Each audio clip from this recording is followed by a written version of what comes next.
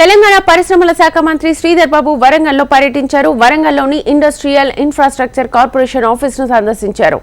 Office దుస్థితిని చూసి మంత్రి అధికారులపై ఫైర్ అయ్యారు. దీన్ని ఆఫీస్ అంటారా, ఇన్ని రోజులు అధికారులు ఏం చేస్తున్నారు అని ఆగ్రహం వ్యక్తం చేశారు.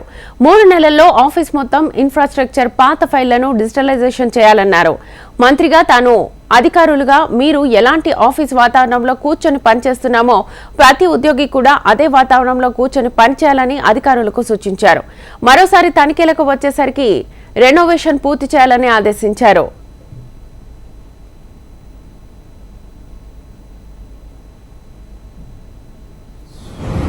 అంబియన్స్ వాళ్ళ ఎన్వైరన్మెంట్ ఎంప్లాయీస్ కూడా బాగుండాలి.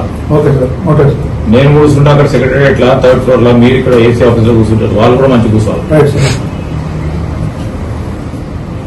ఇప్పుడు ఆ books files industry infrastructure office of Telangana, that Tier 2 సిటీలో హైదరాబాద్ తర్వాత వరంగల్ వస్తుంది.